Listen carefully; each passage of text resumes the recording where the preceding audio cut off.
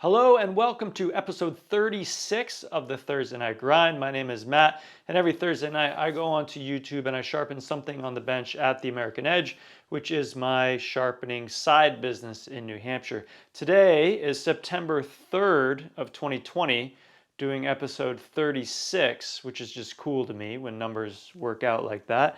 And today we're going to do something that I have sort of done before, but this one's a little more severe than the ones in the past. Let me grab it. What we have today is a Shun with a pretty gnarly chip, and that auto is not going to grab it, but I'll get you a better shot of that on the bench. And we'll talk about some strategies and things I think through to pull chips out of these Shuns, which is not uncommon. This one, the owner confessed, was user error, not their own, but they had a guest using their knife, and their guest, it happens, man. I'm happy no one got hurt because it was on a coconut. Shun knife on a coconut. All right, we'll get to that in 1 second. Like most Thursday Night Grinds, this one is brought to you by the Guild of Professional Sharpeners. You can learn more about that at guildofsharpeners.org, where we are building a community of people to resurrect that local sharpener person. I'm really excited about the movement, and like a lot of people reach out to me about that knife aid company who is on Shark Tank, and what I like about them is that they identified the problem, which is that people generally are not maintaining their edges. Their solution is different than mine though, and rather than everybody sending their knives to California to get sharpened, I would much rather educate people within all the communities so that everybody has a local sharpening resource, not just for kitchen knives, but for whatever they need. And one thing I tell the guys in the guild a lot is you listen to your customers. I'm a strong advocate for getting started in residential cutlery. But when you do that, your customers will naturally ask, hey, that's sweet you sharpen kitchen knives, but do you sharpen? And that is your opportunity for growth, whatever they ask for, whether it's chainsaws, hatchets, scissors, beauty shears, clippers, whatever it is, that means that there's an opportunity in that space. So this month in the guild, we're talking about niche discovery, and there are so many niches within the sharpening space. I'm going to start exploring what those are, really just to open everybody's eyes to the amount of opportunity out there. And that's really exciting for me to be sharing all that. There are several new people in the guild this week, which I'm very grateful for. It is so much fun. I had a conversation with Bryce today, which was great. Bryce is in Montana. He's going to add sharpening to his reloading operation, and I really see a lot of meshing going on there. The other thing that really stood out for me in that conversation with Bryce is that, one, he's a young man. I have several years on Bryce. But what I really respect is he told me straight up, like, yo, I want to get into this. I'm going to associate myself with the people who are already at the point that I want to get to. Like, why not learn from those guys? Like, he is gonna jump through that learning curve so much faster than anybody trying to go about it alone. And it's not just me, it's because it's a whole community. It's all sorts of people to talk to and to learn from. And I'm so excited about it. If it's something that interests you, make sure you check it out at guildofsharpeners.org. And with that, let's go to the bench and take a closer look and talk through some strategy and some thoughts, bearing in mind that I change the way that I approach my sharpening, most tools, but I always go into them with a plan. But I'm also very willing to change that plan as we learn through the process. Okay, to the bench. So now we get a closer look at what's going on here. This chip is pretty significant. We're gonna have to remove a lot of material. I hope that by the end of it, other than the relation to this line that differentiates the steels, I'm hoping that we'll not even know that this knife was chipped. So how do we go from here to that? Ultimately, it means grinding enough steel away. We're gonna grind along the whole length of the blade. And what I'm going to start with is a very coarse belt on the 1x30. I'm talking 60 grit now. And you'll see when we're over there, I'm going to be going at a not edge straight into the belt, but not the same angle that I would do for sharpening. So I'm going to use we'll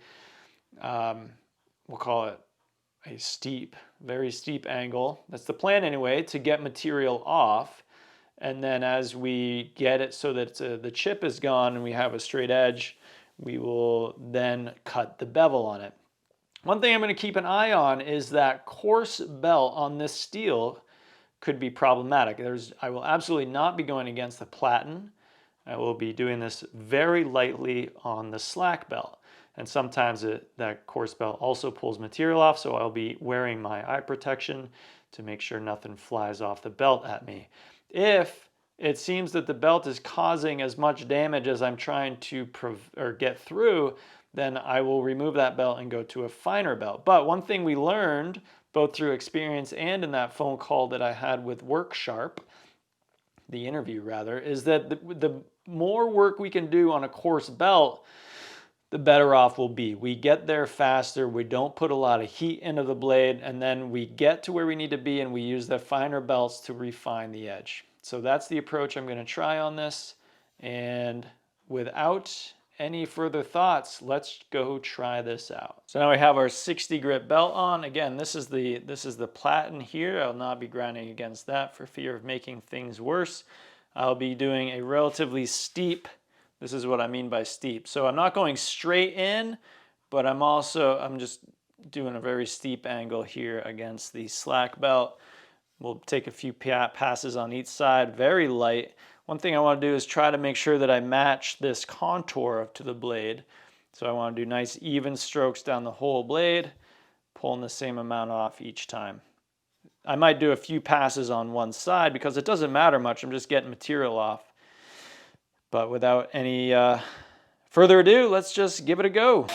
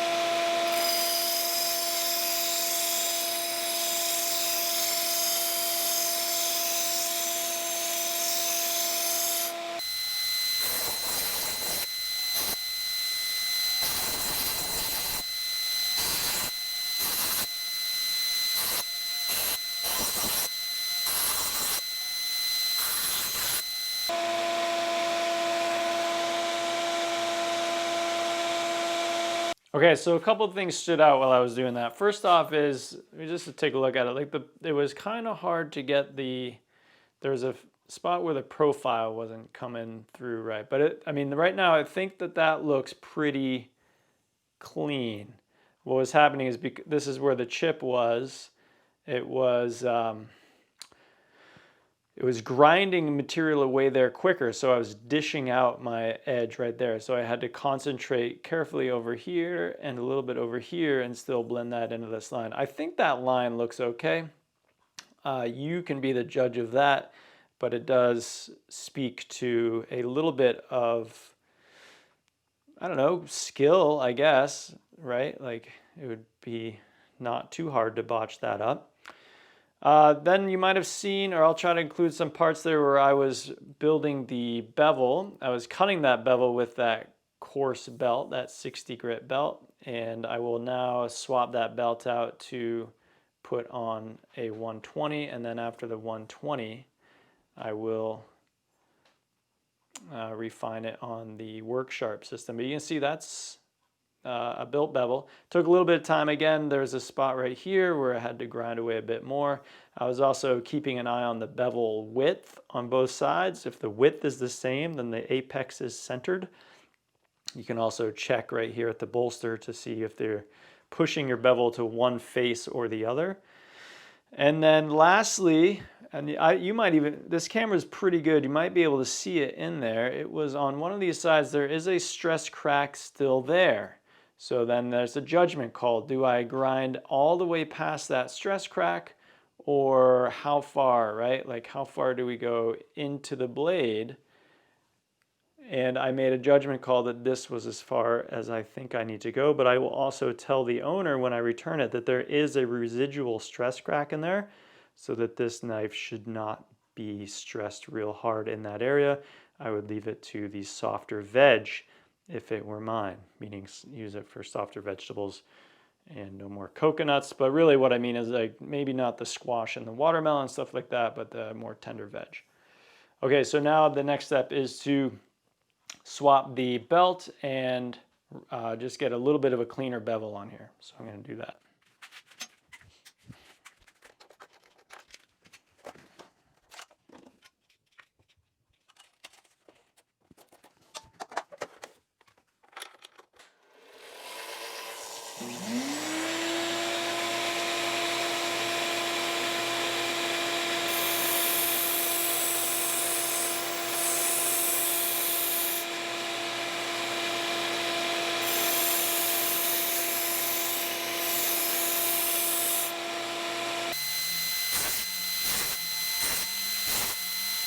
Okay, so I'm going to refine this bevel using two WorkSharp systems. This one has the coarse, this one has the fine belt from WorkSharp. I'm going to set the angle to, I think I'm going to go to 18, but I relax the belt to do this, and then 20, 19, 18 is right there. Lock that up. Same over here. Right there. Make sure they're running. And now I'm going to turn these on and progress with a few passes through here. A couple of things you might note, or maybe some modifications to my plan here as I've been working through these, is I focus on grinding towards this. All right, so there's two pulleys right here. I have found that if I sight the outside of this pulley and I ride my edge along here, I kind of like that. It just means it puts me in the same spot on each one. It's an easy thing to sight in. It's going to be closer to a flat grind here than a convex grind here, and that works out for my system. The other thing to note as well that one of the guys in the guild pointed out to me is that this pulley can be moved forward one step. I haven't done that, but it can do that, and that would give you even closer to a flat grind here. Just some things that I've learned on this system over time. So I'm going to fire it up.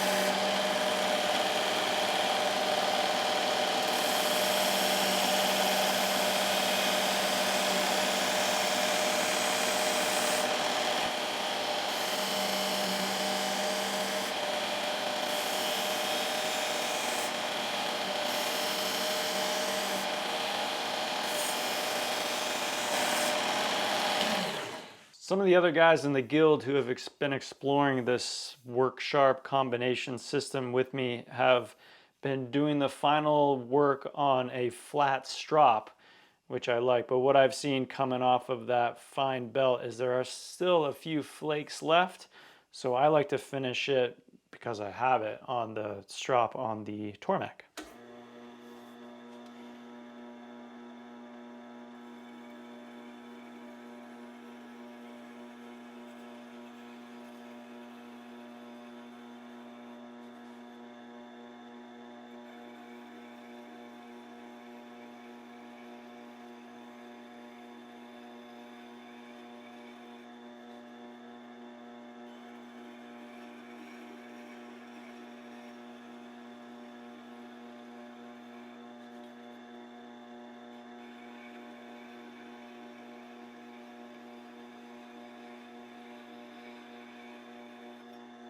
I've done a bunch of these now, so I am pretty confident in that edge, but I do like to still do a little cut test just to, that's nice. Then let's take a close look here, if I can get us in on it. Okay, so that, it's okay, right? That's like, if I handed this to you, would you know that that had that gnarly chip in it? I don't know if I would or not. It is pretty telling right here where the blended steel, you know, that's usually the cutting material, the edge there. This line would not come to the edge of the knife right there. So that might give it away if you're looking for it. But and then I'm going to look close for the. I do see it. I don't know if you're going to see it or not. I think if you look hard, you might see a residual stress crack in there. But it protrudes almost up to that next line. Not quite. So to get that out, all right, so now I got you on manual focus. I got you up close, different light. Still going to be hard to make out that spot right here. Under the workshop light, I can see it. I'm having a hard time capturing it now too. But anyway, the point is it's there. I know it's there. It's kind of hard to see. You got to look for it, but I will tell the owner about it. Otherwise, I think that, you know, that's good. Okay, if you've made it this far, thank you so much. I just want to recap a few things that we did. First, we found ourselves a gnarly chip on a nice knife.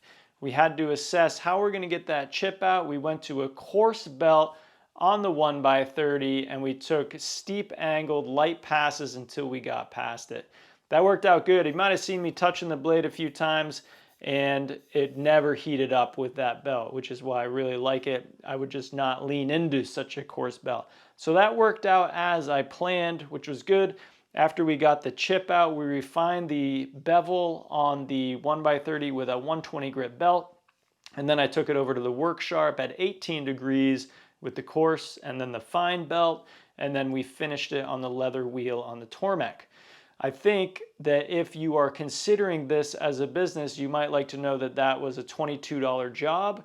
That was a $15 grind, $7 sharpening.